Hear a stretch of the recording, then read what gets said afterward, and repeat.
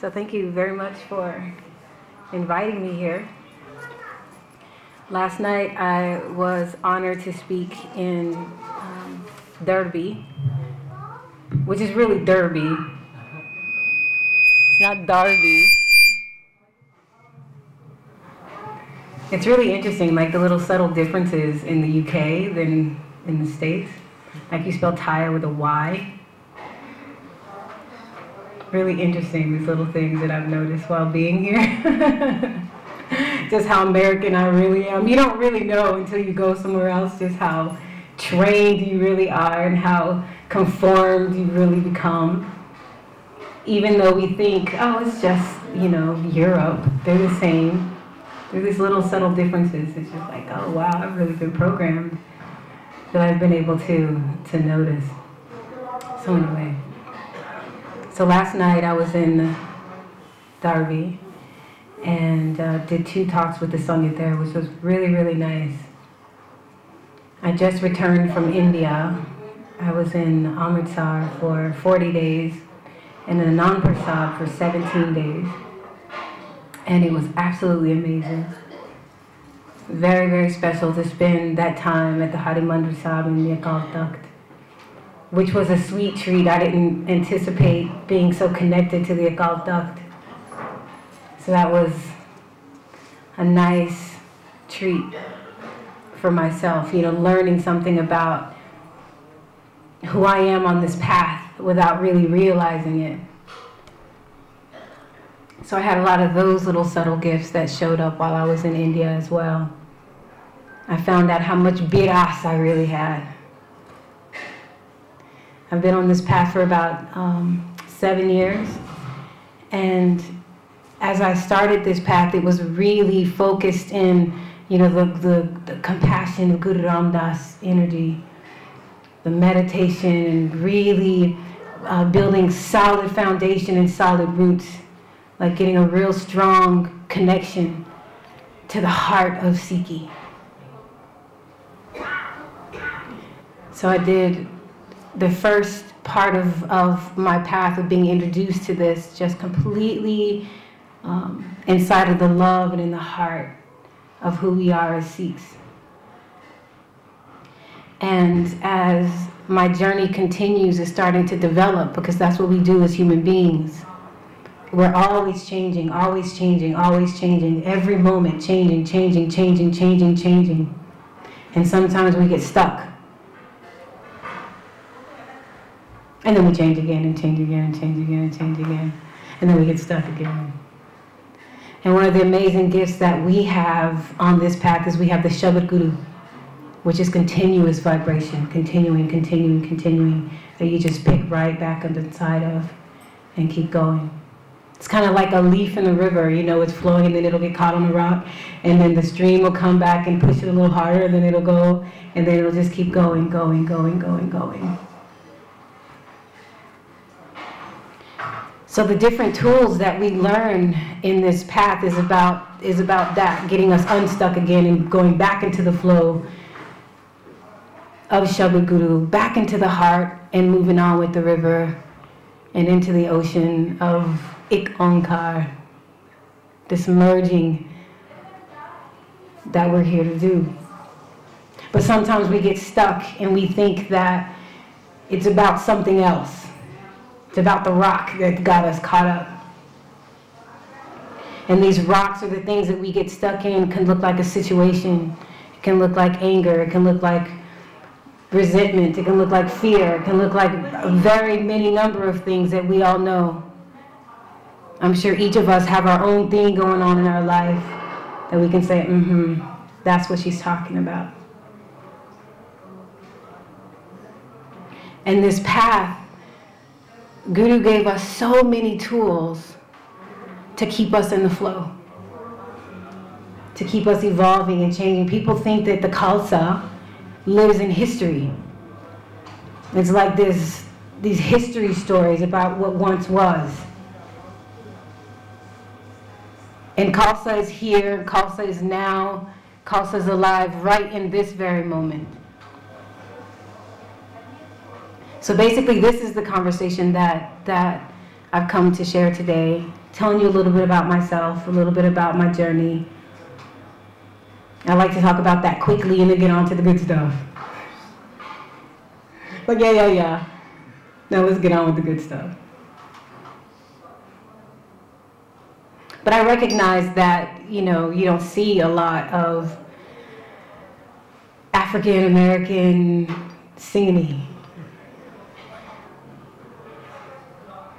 And I like to think that I was like an old Shaheed sing that's like, when I come back, I'm going to come back as an African American singing and really show them the power of Guru.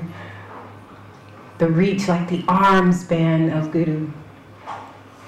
It's so powerful and so amazing. And if you're really meditating on the Ik Onkar, the Mool Mantra, I'm not a shock, I'm not a surprise, I'm not this fluke that possibly could have happened, I'm not this prodigy Sikh. Because this path and this Dharma was created for the world, not just for this little area of the Punjab on a map in India. It was created for the consciousness of humanity. And it was predicted thousands of years ago that it would move forward in this way, and that the true Khalsa, the Khalsa, was going to come from the outside. That's you. That's me.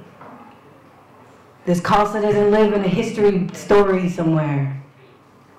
It lives in that little seed in you that has the longing to serve something, that has the longing to rise up and defend the innocent. That's Khalsa. Yes, it's 5Ks, but it's above and beyond 5Ks.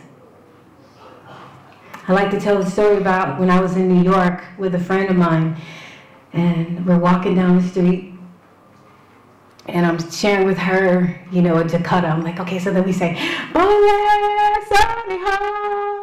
and I did it loud, just full out. And then like 5 cars back, because we're walking down the public street, like 5 cars back, I hear,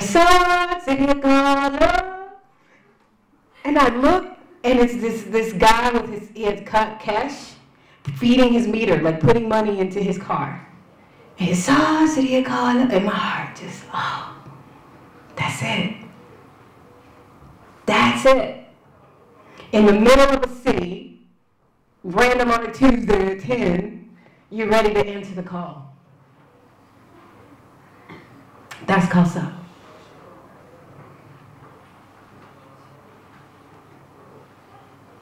So there's this internal longing and this desire to become. And then it takes a little courage and a little silence. This is why we do the meditation, so we can really listen and really hear. What is this? What is this? What is this?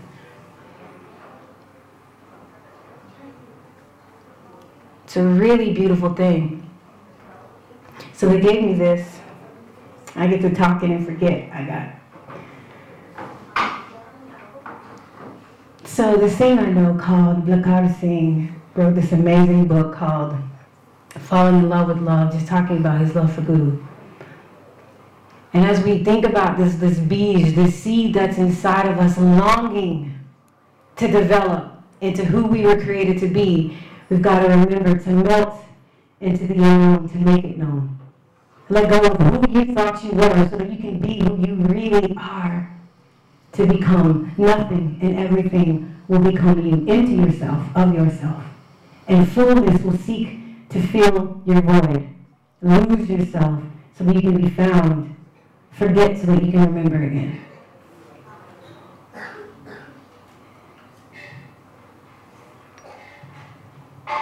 So it's really powerful, especially this last line, forget so that you can remember again.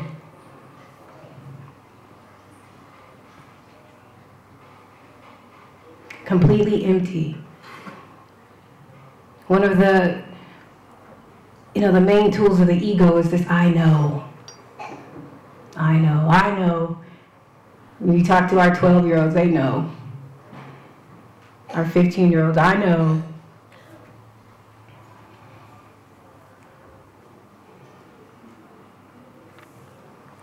So we're living in this time called the Kali Yuga. And I know that it's showing up really strong right now in the form of action.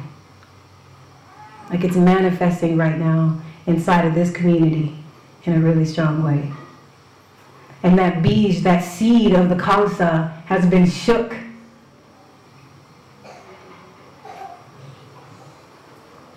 And so now you're kind of at a crossroad. There's a real opportunity here. There's a real polarity that can happen. There's something that we call duality, right? Like, should I not? But I really love that. But I'm not ready to give that up yet, and I still need this. For a very long time on my path, what kept me from really developing was this: I'm not ready. I'm just not ready. I'm not ready. I would always tell myself, I'm not ready, I'm not ready, I'm not ready, I'm not ready. There's still more I needed to learn, more I needed to do, somewhere else I needed to go, more people I needed to talk to, more things I need to learn. And then I heard this quote by Yogi Bhajan, and it completely broke it open. He said, if there's a moment that you can uplift and serve, you do. You don't look up, you don't look down, you don't look around, you don't call, text 5 people first, find out what they think. You just show up. You do. Completely broke open the story of I'm not ready yet. It's just in the moment that you're in the moment, can you uplift and serve that? Yeah, I can. And then you act.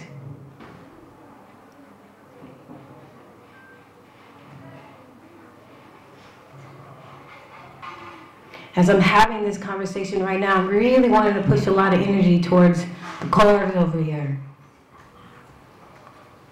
Very, very important. Because quite often we look for the scenes to do it, to be the action. And there's a place for you here, right now, to embody the sword. See, we carry these kirpans on our body. Like, oh, like I said, I was really in the bhakti for like the first, 6, 7 years of the past. So I had my kirpan. It wasn't sharp, but I had one. Check. Could it really defend somebody's life? No. I could have just had it sitting on a mantle or something, but check, I had it. Then I had an experience where I really needed to defend my own life. And I couldn't. And I said, oh, Vaheguru, there's something here. Everything about everything that the Guru gave us is a tool that is a matter-of-fact thing to serve us. Not just a, like a momentum or something, just like this is just a sacred piece. It is exactly that. But it's also put in place to teach us about who we are as human beings on this planet.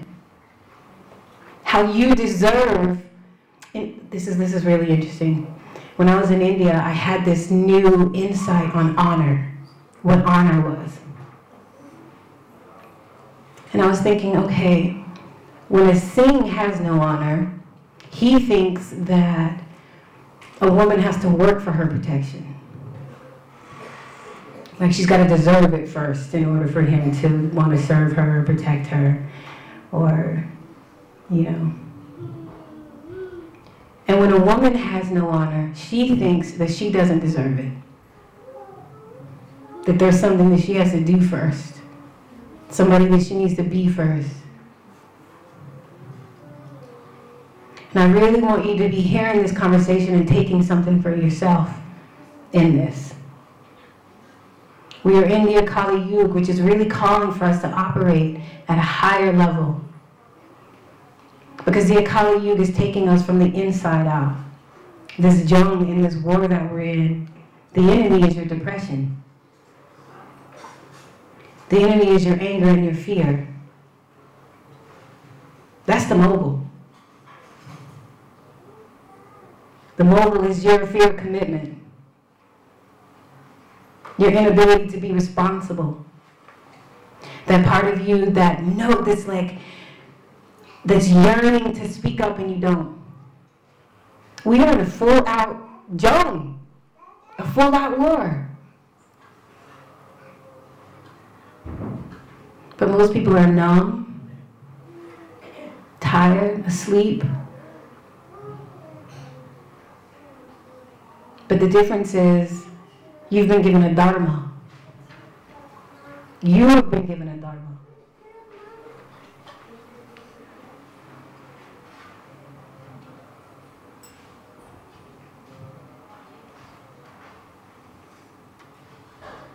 While in Anand Prasad, I met a Singhini there, a Russian Singhini, and just absolutely, beautiful woman, just committed to the Guru. She's a tiny woman too. She's walking through Anand Prasad and, just there, and Guru put her in my path. I met her. And she shared with me her story, which was so inspiring. I couldn't even believe it. Like I told you, one of the first things that I really saw in being in India was what honor really was. And the next thing, I got to see what loyalty was. And she gave me this lesson of loyalty. So she was raised as she's Russian. Both of her parents were scientists, like for real scientists. Chemists. Her dad helped invent the computer, like these amazing things, and she was raised in like a lab. They had a little room, like a little house on the same place, and they were really proud of their daughter, only child, where she they educated her, grew her up to be this amazing product of their success. So she was working on Wall Street, had these billion-dollar accounts, Gucci purse. What is that New York, what is that show? Like Sex on the City? Like bam, that's her life, all the way. So the Guru taps her on her shoulder and says, now you're mine. She calls her parents up and she said, listen, I'm a Sikh of the Guru, and I'm going to be wrapping my turban now, and I'm going to gurdwara. And they said, why? Russian has a nice, rich culture. We have warriors. Why would you want to go to India and learn about the Guru and be a Sikh and go with these Indians? Because they see Indians, right? So why do you want to go be with these Indians? She said, I'm a Sikh of the Guru.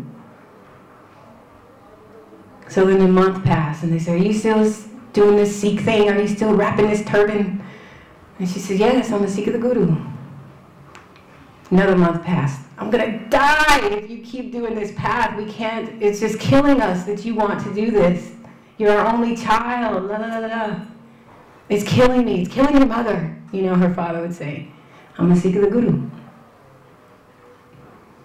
Another month passes. Her mom says, I'll kill myself if you keep on this path. I can't live knowing that you're on this path. I'm a Sikh of the Guru. And then her mom kills herself. And her father says, you killed your mother. Her family says, you killed your mother. And she said, I'm a Sikh of the Guru. Mata Sahib is my mother. Guru Gobind Singh is my father. And I'm looking at her and my mouth is like,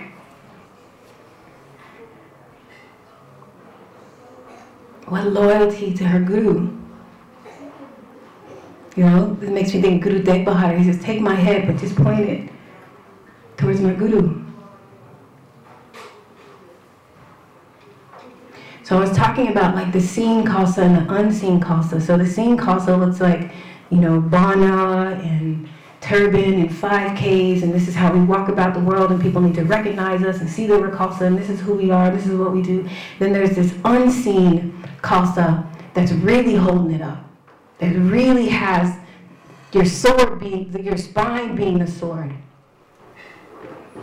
Where no matter what you're handed in life, you say, I'm a Sikh of the Guru, where you have that loyalty so intact that you can recognize all of the forms that Maya come in to take you from the Guru.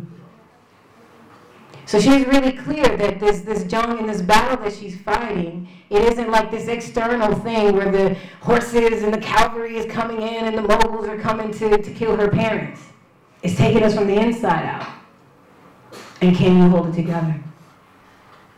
When your family is falling apart and going together, can you still stay loyal to Guru and serve your family? Even if you're the only one. Especially when you're the only one. And I can really say that, especially when you're the only one. I feel like it's irresponsible for me to be anything other than Khalsa, especially given what is happening in the world, right? Irresponsible for me to be anything else.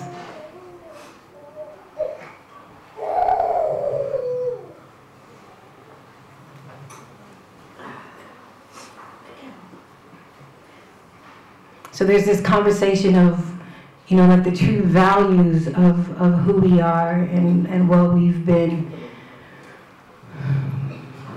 been set out to do on this planet while we're in this body.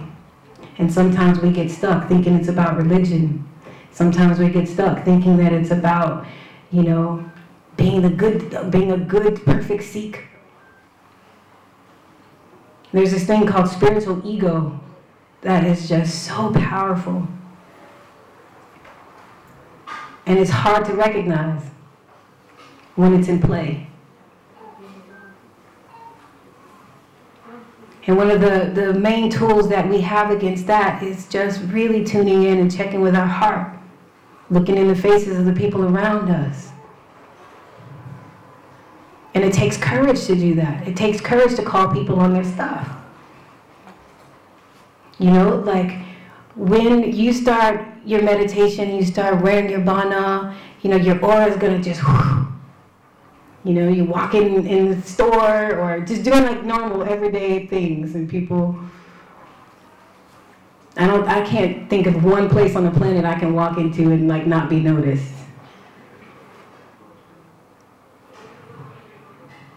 So when you do that, it brings up stuff for people when you start carrying the light. So I explain it like, you know, there's a dark room and then you cut the light on. What happens? Roaches scatter.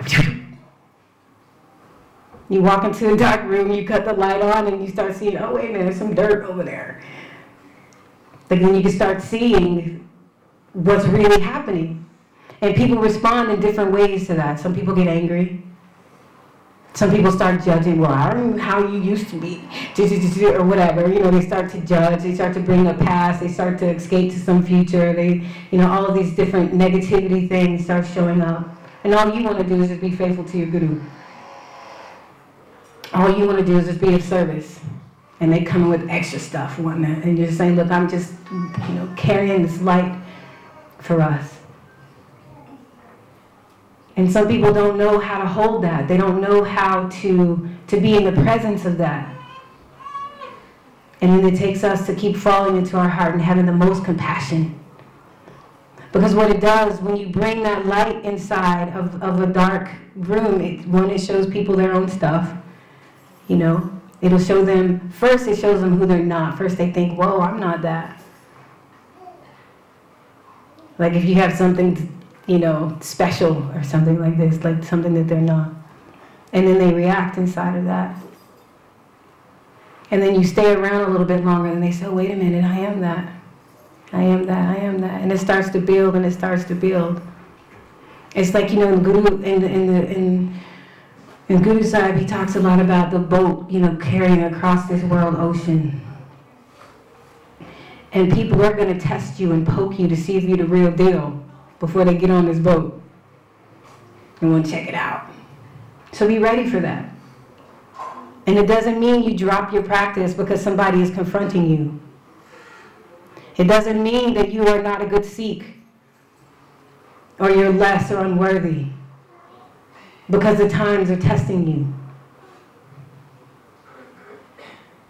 This is the oadby, you know, that always ready for everything that comes. And Sangini, I'm really talking to you.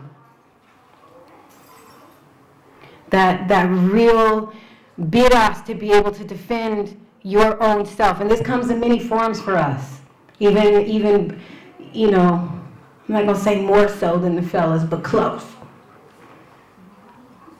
Because we're mothers and life comes through us. They have to pass through you to get to this planet. So if there's any madness going on, look at who we're being as women, because we carry this.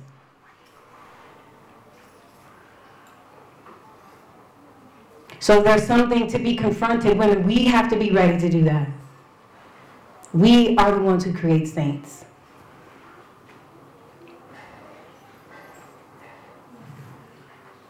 Everything that they do is so funny. When I talk to Singhs about who they cut their cash, they're like, but the girls don't like it. But I won't get a wife. You know, somewhere in there like falls to like some woman is involved in there somewhere inside of the psyche of it. They want to please you. They want to serve you. We have to step up our requests. We have to hold them to the highest consciousness. We do that.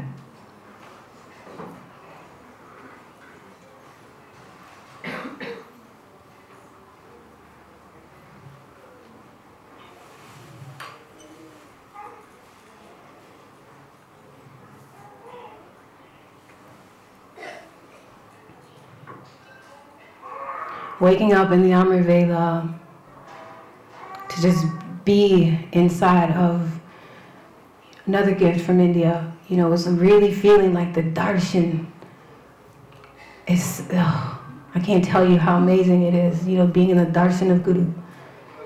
And it's not the Guru's in India, and you know, on this ink and paper. It's not about that.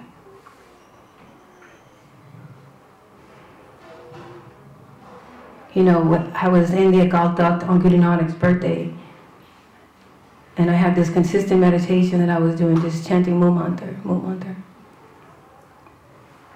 And so I was given the kirpa to be able to do it there. And it took me to the moment that Guru Nanak stepped out of the water. Can you imagine being in the darshan? Like the people just like that were there when he walked out? Just given this truth. He wasn't given a religion, he was given like the true essence of truth. From Duhi, Duhi, Duhi, Duhi, Duhi, the Lord of the universe, everything that's everything inside of everything. What that would feel like. I said, wow, this is what this is. This is what Sikhi is. To be able to tap into the darshan of our gurus and then say, how can I serve thee? What is there to do? Being in the darshan of Guru Gobind Singh and then saying, how can I serve thee? Not just, I'm just mad and I get to have a sword, so let me go and show Guru Gobind. No. Being led by the darshan of our Guru. And nothing else, what I have found, can exist in that same space other than humility and compassion. I don't even know that anything else can fit in that.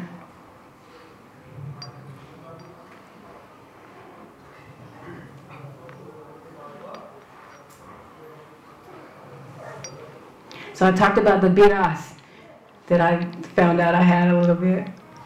Just didn't know. Well, of course I knew, but I didn't really know. So I was staying with this family, and I was in my room, you know, doing whatever girls do in their room. And I hear this arguing going outside, and then they're arguing in Punjabi. And so I was saying, I was listening a little bit, and I said, okay, don't get in these people's business, you know. So I just like still doing my thing in the room, and then got a little bit rougher, the yelling, and then I was thinking, wait, I think there's a man yelling at a woman in there. Is that what that is? So I kind of peeked my head out, still not wanting to get in their business. And then I seen him push her up against the wall. I said, oh, I'm gonna have to get in these people's business. So he pushed her up against the wall, and I come out and I yelled his name, and I just, like in my presence, which is like really solid and really like, are you sure this is where you want to go? Just in my presence, and he acknowledged I was there. He calmed down, he left. So I waited for the English speaker to come.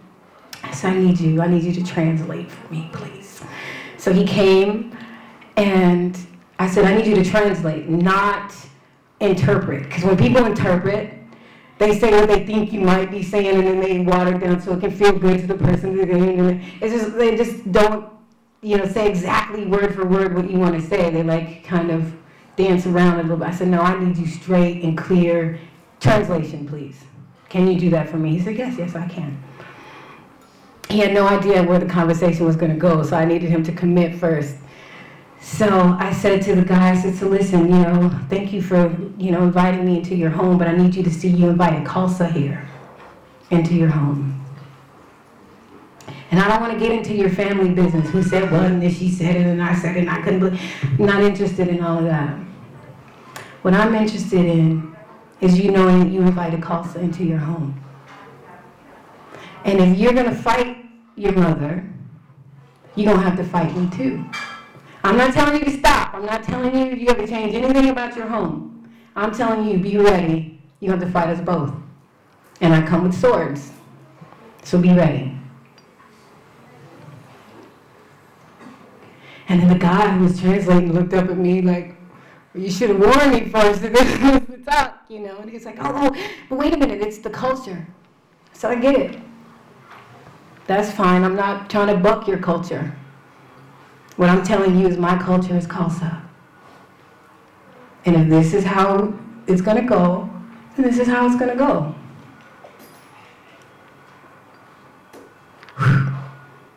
And there was no confrontation. It ended right there.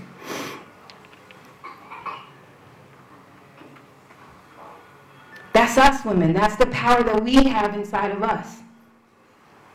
It's not that we have to change anybody or change the way they think or change the way they move. No.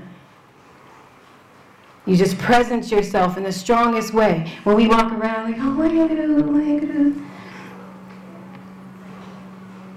It's an opening, an energetic opening. That's not who you are. That's not your bloodline. It's not. That's like this part of us that has been programmed. They're like this programming that we have to be dependent on something other than who we are to protect and serve us. It was supposed to come last week, and a girlfriend of mine had to go into surgery. She was having a tubal pregnancy. And the doctor, bring her in right away, right now. We've got to cut her and get this out so she can live. And she said, whoa, no. I don't want to be cut. And he said, no, you will die if you don't do this. And she said, I don't want to be cut. I know there's another way. What are my options? They're like, there are no options. Like, this is what we do. When this comes about, we have to get it out. She said, well, I'm going to check in with natural medicine and see what my options are here before we do this. And they're saying, you can't wait right now. So then she got a hold of this Chinese medicine, this saffron, which is a spice, this like really strong red spice. So she sent us out to go, and we went all around London finding this saffron and trying to get the best price. We had this like large amounts of saffron for her to drink, and the saffron was meant to carry the cells out of her body and into the womb. They said that's never been done before. Do you know that your soul and your body has never been done before in this way? This is just a side note. Do you know that? You have never been done before. Like being born into the family that you're born with, it's never been done before. You are an original. That's an important thing that you need to know about yourself. Through God is so amazing that He made us all, every leaf, everything. There's nothing else the same. Okay, that's a side note. Back to the story. So that's what the saffron was meant to do, was carry these cells out. And everybody was just, telling her this is impossible, it hasn't been done. Even I was like, well, Okay, I'm with you.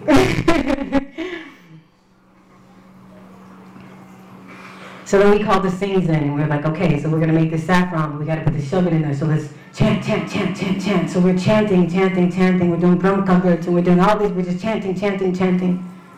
Waheguru, Waheguru, Waheguru, inside. We made like the water was the amrit. We made the amrit, and then we added the saffron to it, right?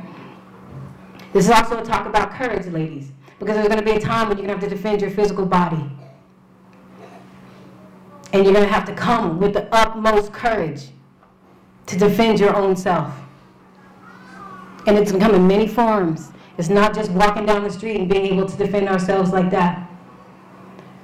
It's gonna come in many forms, and you're gonna have to be able to call on your highest consciousness and make sure the people that are surrounding you, your sangit, your punj, are ready to defend you.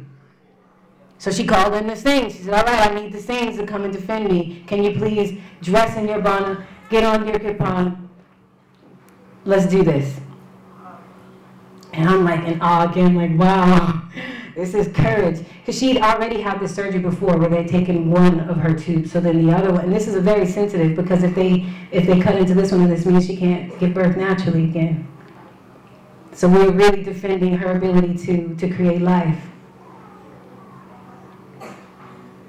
So we're going for it, you know, we're chanting and we're making it and taking it to the hospital, and which is also amazing that the hospital allowed us to bring this natural medicine into the hospital. It would have never happened in the States.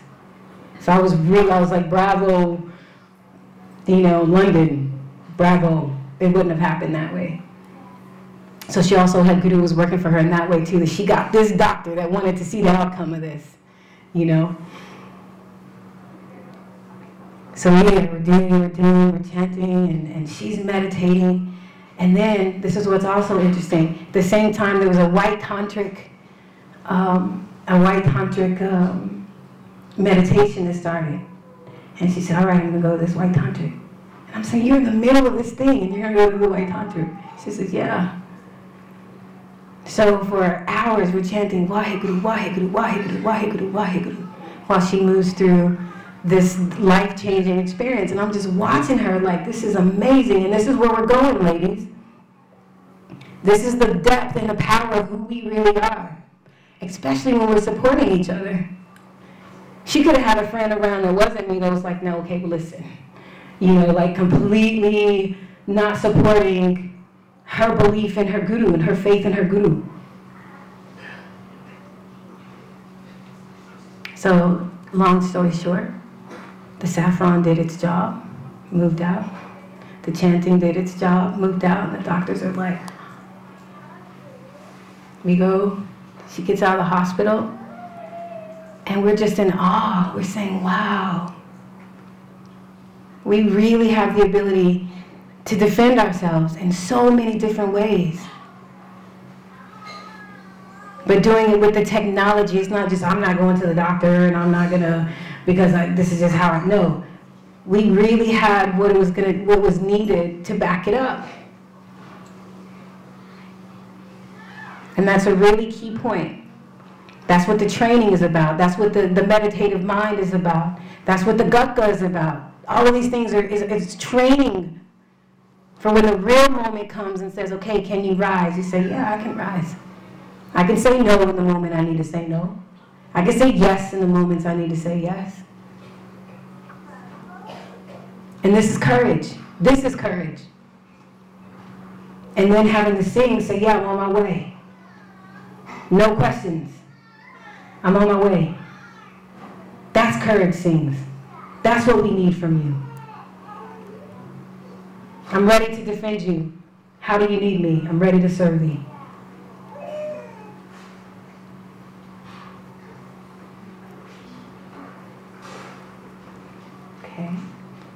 Okay, so this is like where I've been in Bhakti, in the Shakti energy, the core to the singing. I feel core and singing are a little different. You know, being core was just given to us. That was just a gift from Guru. You're a princess, you're a core. You don't have to work for it, you don't have to, just you coming onto the planet, bam, that's yours. Singing is being ready for battle. It would be really nice if we could just put our good gun, like I'm working on, I could read Gurmukhi now, slowly, but I can read it. I just wish I could have put it under my pillow. Went to sleep, woke up, bam, downloaded, done. But it doesn't work that way. Like, there's something to do. We have to be chanting it. We have to actually be doing it to get it. And inside of that, inside of you waking up in the Amrit Vela, going against your mind, your mind's like, oh, I just really need to sleep a little bit more. And then you say, wow, it's that big ox that just has you go ahead and wake up. So all of those are the practices that's bringing you into singing, being ready for battle. Where I feel like, everything that I've done at this point is about that. When we meditate and when we're chanting, that's really building our subtle body, our sensory selves. There are these histories, like archery is a big part of this path, us being able to master weapons. And archery is so powerful in many different ways. It's a spiritual alignment that is teaching you. I thought, when I first started doing archery, I thought it was about this intense focus, and I was just really stiff with it, and just like this, and I wasn't hitting the bullseye. I was just too, and then it was when I relaxed and used the bow and arrow as an extension of my arm. It's just another part of my body, and really relaxed into it and went into the flow. You see that on TV, when they're about to go into battle, they loosen up. So I had to do that, just really loosen up, and it's all right.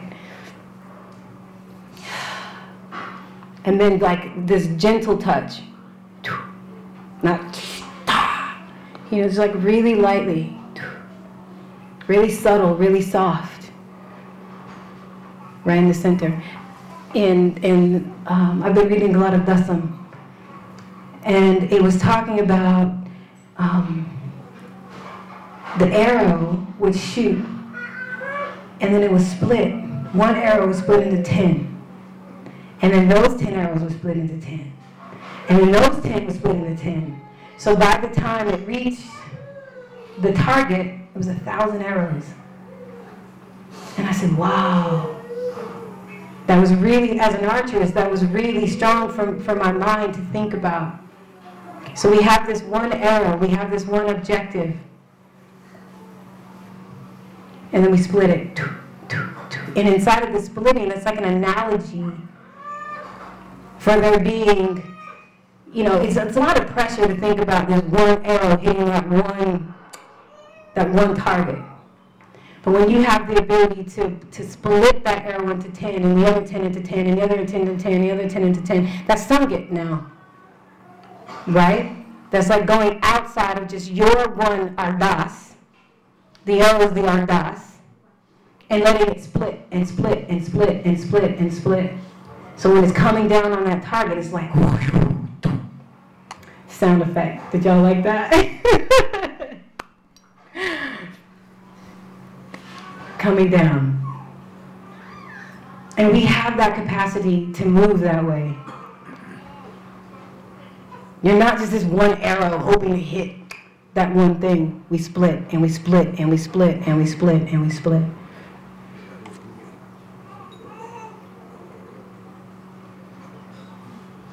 So as we at the Golden Temple and ready for battle with the Sikhs. These are my babies. So in the corner is harkrishan, and then we have Vichar. And I'm really excited. I go home on Tuesday. I've been traveling for a good long while. And they've had a lot of patience with their mommy being gone.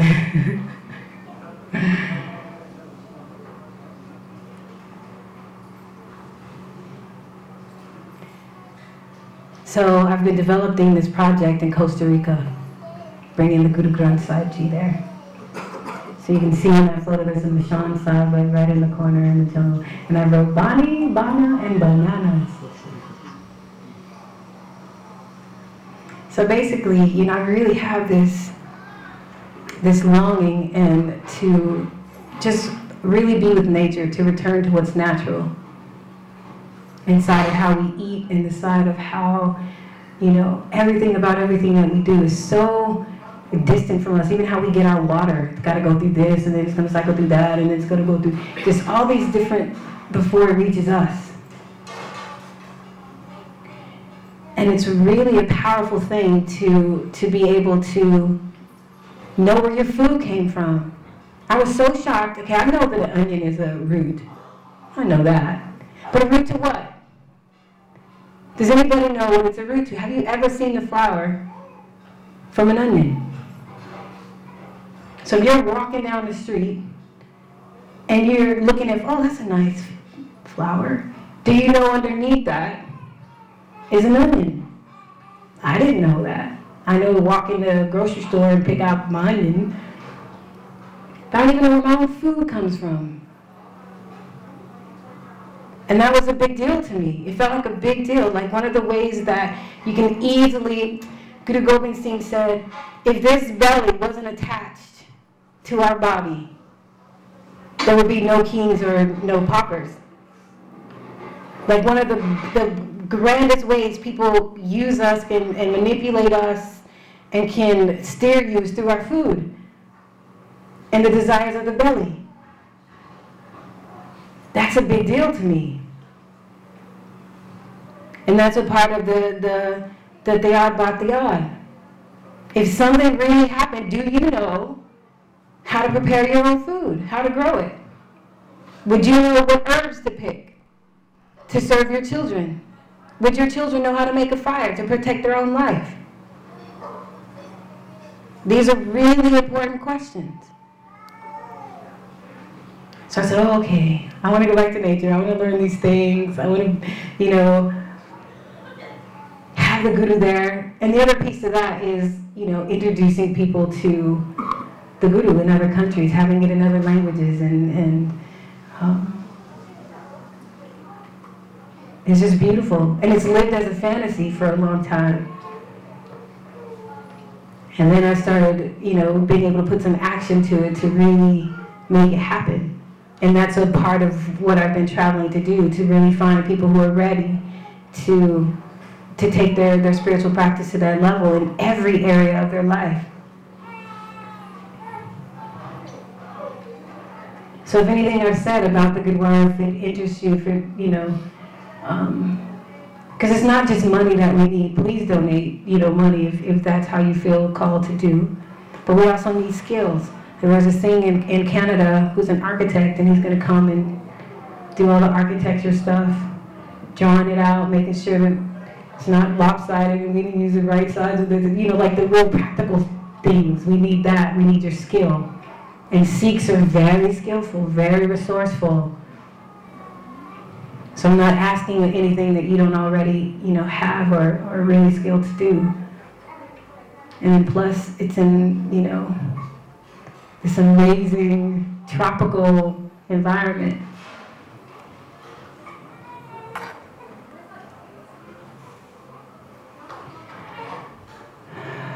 So I talked about the darshan of Guru and how, you know, when I had the experience of like really feeling Guru Nanak, it really opened up this just chanting Duhi, Duhi, Duhi, Duhi, Duhi. Just so, so, so powerful. You. And everything about everything, you. Which really freed my mind up, you know, like took a lot of pressure off. So falling in love with love this is just a piece that Lakar Singh wrote about his love for Guru, and he said, when you are there, I'm speechless. I forget speech. When you are there, I forget where I am. When you are there, I forget who I am. You made me forget. Which in this forgetfulness, remembering you is forgetting me. And forgetting you is remembering me. Let me forget myself so I know only you. Let this mind be only a remembrance of you. Let this body only celebrate you. Let this tongue only tribute to you. Let each heartbeat be only a vibration of you. Let each breath only carry your nameless name. Let there be only you. Let nothing else remain, not even me. Let all that is left is you, only you. You, dooey, dooey, dooey, dooey, dooey, dooey, dooey. This just felt so powerful and so nice.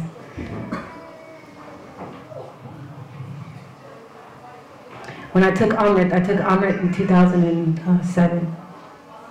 And it just felt like that was the exact thing I needed to do. Like the thing that was gonna keep me together. Because I had these, big things ahead of me that I wasn't sure my mind would be able to handle if I didn't have my spiritual practice. I know for sure my mind wouldn't have been able to handle it without it being disciplined.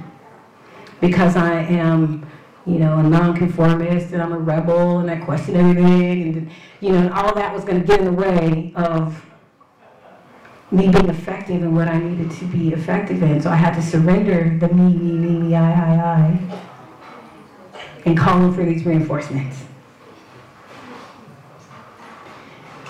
So I took Amrit,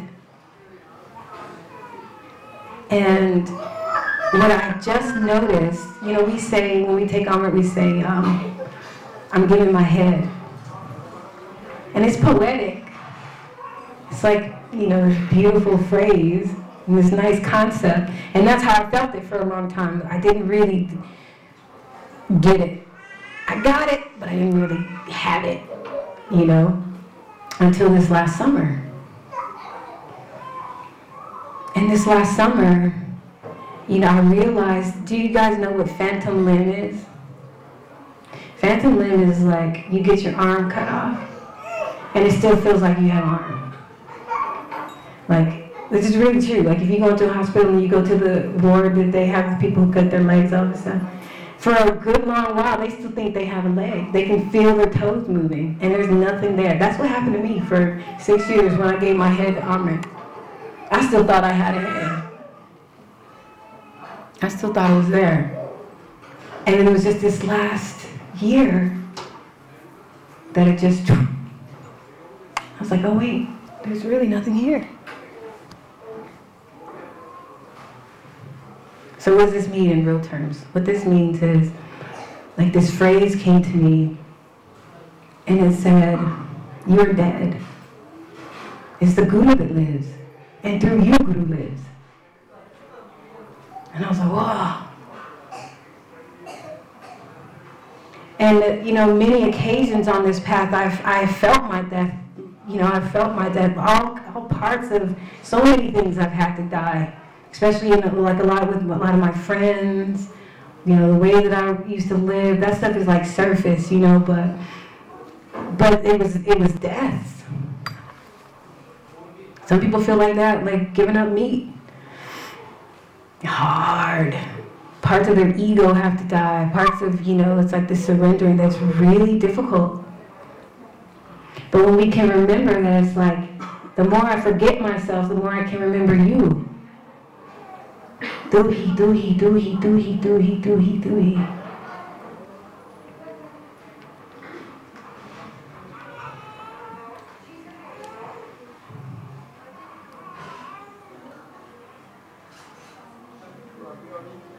Being here in the UK, I didn't anticipate, because when I see myself, I just see myself, I didn't anticipate so much love and support from the Sangha here, and, and what we have here in the UK is really strong. It's really, really strong and really, really beautiful.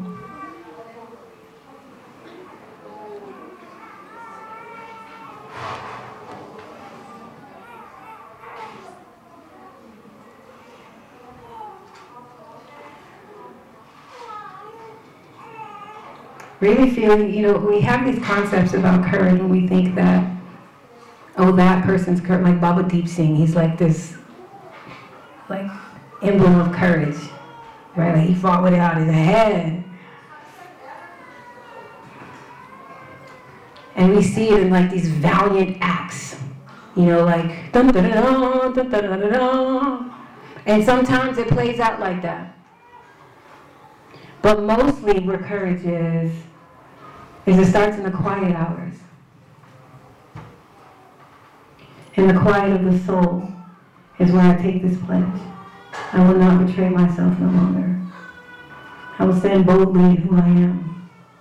I will reclaim the truth of the Khalsa. Ad such, to God the such, here be such. I am forever worthy. I will do it with honor, with spiritual precision, and with heart. Some will witness in me grace. Standing in my true essence, they will taste the nectar of the Nam. And with Kirpa of Guru Sahib, they will do the same. One by one and together, Khalsa will spark this world with light. As we live in the essence of courage.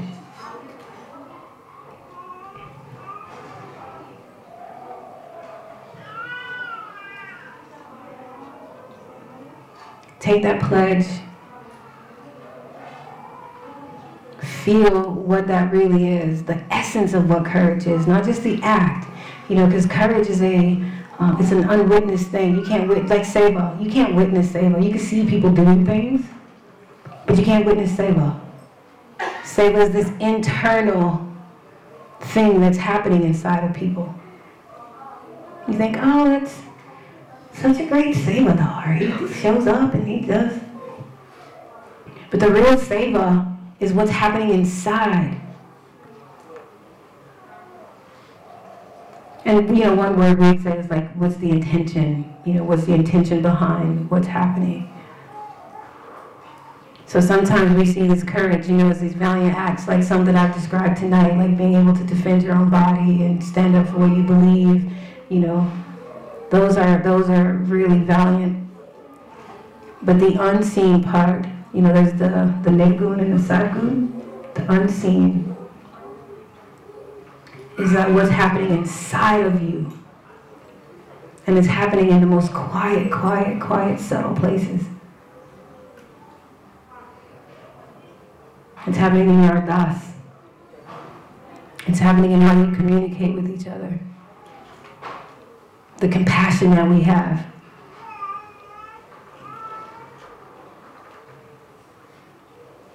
You know, it's like I'm always now in my bana, like just that's it, done. Because when I even wasn't in, I was like, why? I would feel like, why aren't you in bana? You know, and it was just constantly this conversation where I was like, but dang, I don't want to give up them heels yet, you know, or you know whatever this other thing was. And what I'm learning, you know, what we already know about the pressure of the times and what we're dealing with, everything about everything that Guru gave us is so that we can't only survive, but so that we can really thrive. Because, you know, when the Khalsa, when Guru created the Khalsa, it was in response to a time that was very repressive and just very dark. And he said, in this darkness, Khalsa will be the light. Correct me if I'm wrong, is that not where we're in now? But we still relate to this Khalsa, is this history thing that we need to know about.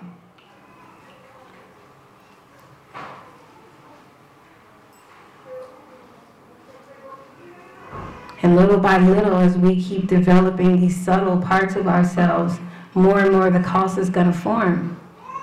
And sometimes we're hard on each other.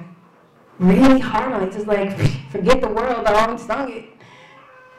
You know, is ruthless to us. And all we want to do is be faithful to our Guru. I'm in my bana, I'm doing my, you know, my bandi, and they're looking at why my eyebrows look plucked.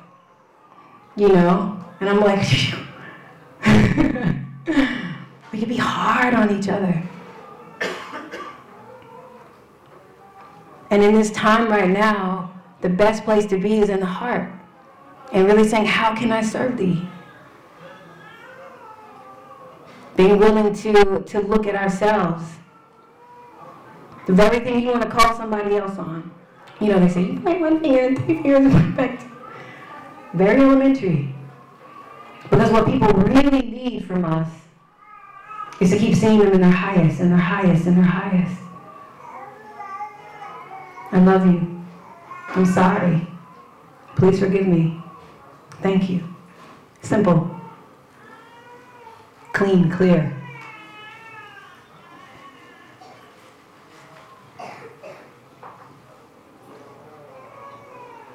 So is my Khalsa now speech. Khalsa doesn't live in our history. Khalsa is here, and Khalsa is now.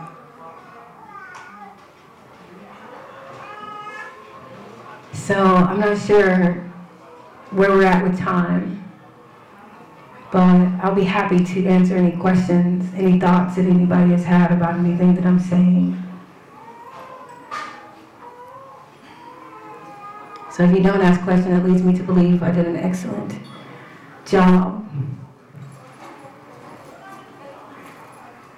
But it really serves us to be able to initiate conversation instead of being talked at and preached to. You know, to really have this courage to say, listen, this is where I'm at and where I'm looking to go. What do you notice? You know, what do you see? It's very crucial. There's like a lot of taboo conversations that people are just like, well, we can't talk about that. But they're silently suffering out. People are suffering right now. People are longing right now to connect with each other. And we're like, but I can't say nothing because I don't want to look. People are suffering right now. The very question that you have can be what frees this man up over here. The very question that you have can be what, you know, really has somebody, that little missing piece that they've been looking to hear and have woken up inside of them. This is courage. This is true Sangit. When I was in Nambar Sahib, I seen a cow, and I wanted to add it to the thing, but somebody wrapped a turban on a cow. And I was like, oh my gosh, I have to take a picture. So I took a picture of this cow that they wrapped a turban on. And I thought to myself, so somebody was like, oh my God, that's so disrespectful, you know, so, and it probably is. But what I saw in it was, you can wrap a turban on a cow, but it's not gonna make it a lion. And that's what we need. We need our lions, we need our lionesses. You can force somebody and tell them that they have to and they must. But when the pressure is on them, they will buckle, they will break. Know that already. These ultimatums and all these kind of things. When you really need that person to be the lion, he's going to be a cow. And you're going to say, but you have on your 5Ks and you have on your... We have to really get down to the nitty-gritty of who we are on this path. Really clear. Because Guru Gobind Singh didn't create sheep. You are not sheep.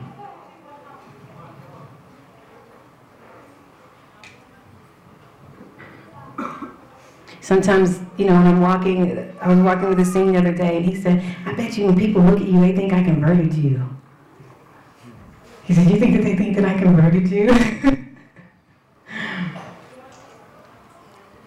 I said, well, if they talk to me for 2 minutes, they know I'm not a sheep. We're not.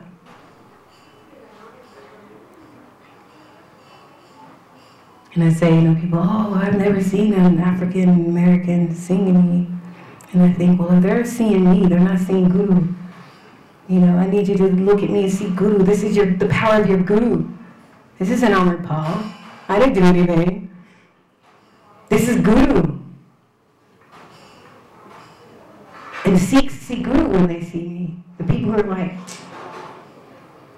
what's wrong with your, you know, why aren't you?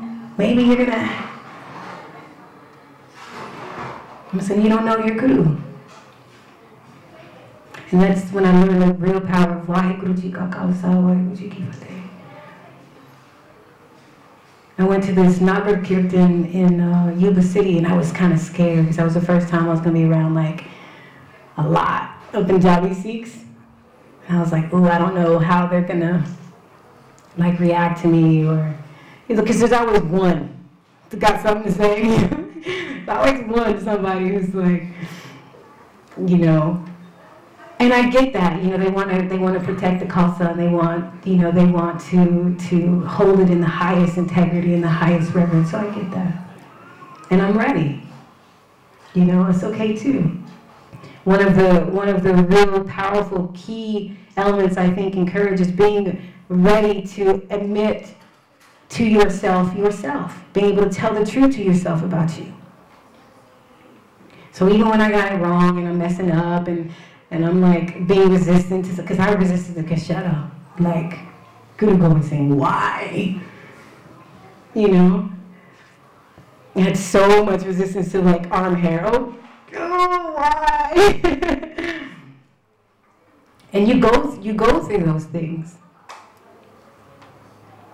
But I just invite you to have the most compassion for yourself and have the most compassion for everybody else's process around you. Still holding them to a high consciousness, still holding them to a high integrity of the Khalsa. But in the most compassion that you can muster in that moment. The most sincerity. So one of the steps, you know, is like being able to tell the truth about yourself to yourself. Not like sweeping stuff under the rug. You know, but being, and this is happening all over the planet in every religion, like the Aquarian age and this new consciousness is happening, is forcing everybody to just get real for real. Like you see these stories about the Buddhist monks and all this like sexual stuff that's been going on with kids, and the Buddhist monks were like, what? Really? Like we just didn't know. They were, let's just keep putting that on the Catholics. It's everywhere, everywhere, everywhere, everywhere. And we have to be willing to tell the truth about ourselves so that we can heal. But if we don't create a space for people to be who they are, so that they can evolve and forget themselves, because, you know, when we're constantly thinking about how fat we are, when we're constantly thinking about if this scene is going to come, if this car is going to, you're not thinking about Waheguru. You might as well be thinking about beers or something else. You're still not with Waheguru. We have to be ready to check ourselves like that. I know my mind can get real obsessive. I can't find this 50 pounds and my mind has been thinking, where did I put it? I'm not thinking about Waheguru. I gotta put it in my pants, just have this whole story. So it doesn't really matter the thing that we're thinking about. Your mind is not on Waheguru.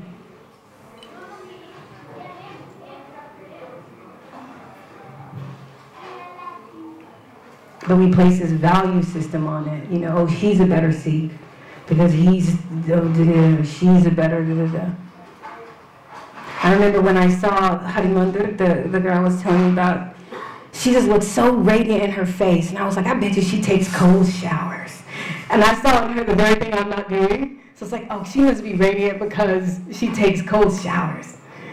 And then I caught myself and I was like, oh, you know, you're noticing in her the thing that you're trying to like, she must be doing the thing that I'm too afraid or, you know, have resistances to because she's just glowing over there. And then she's looking at me, oh, she must be, and then she has her thing, you know, and we just keep doing that to each other. No, he must be doing all of his, you know, body every day because he's glowing. And so that means you're not doing. And then he's looking at you saying, oh, he must be doing so much seva. So we just have to keep noticing that.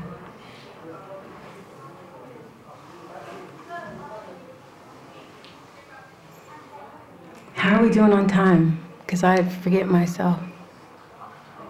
12:30. Okay, wonderful. So kind of stretch your legs out a little bit. Get comfortable. And let's do a little bit of chanting to close. First, like, loosen up, because I've been talking.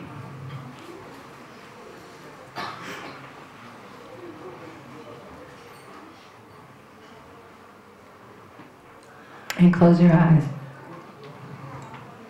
Even closing your eyes might take a little bit of courage. Some people, one eye, like, go inside of yourself.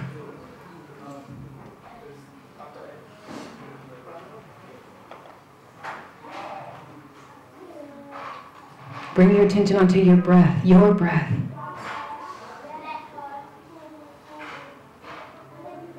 Become really practice at disciplining the mind.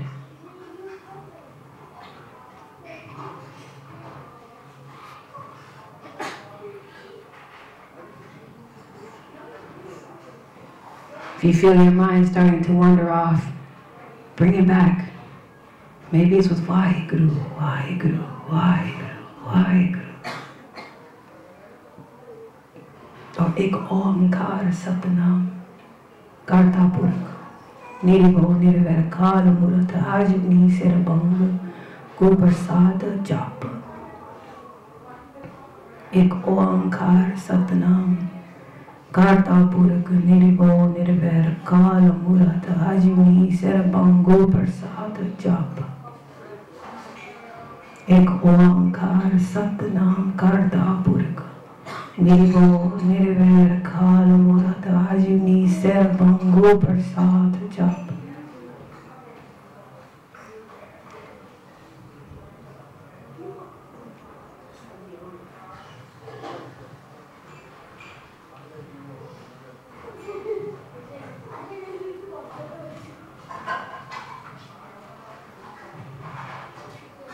May we continue to expand our sensitivity so we can feel the darshan of Guru in every moment, with all people, at all times. May we have the courage to be what's needed in the moment, to say what's needed in the moment.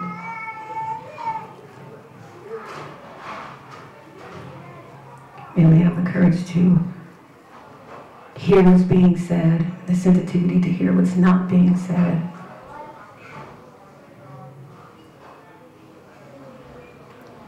May we trust ourselves. May we trust our Guru.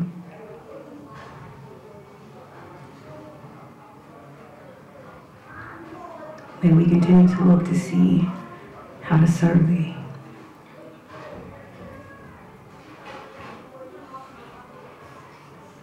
May we say, I love you. Thank you. Please forgive me. And I'm sorry.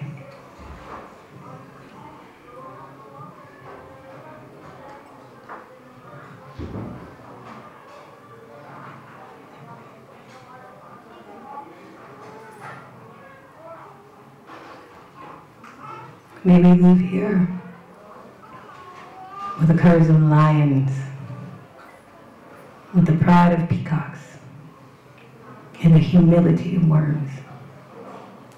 And may everything that we need be at our feet, ready to serve us, so we may serve others. Nanakana, Charikala, Deribani, Sarapatatabala. May all beings prosper by Thy grace. Right.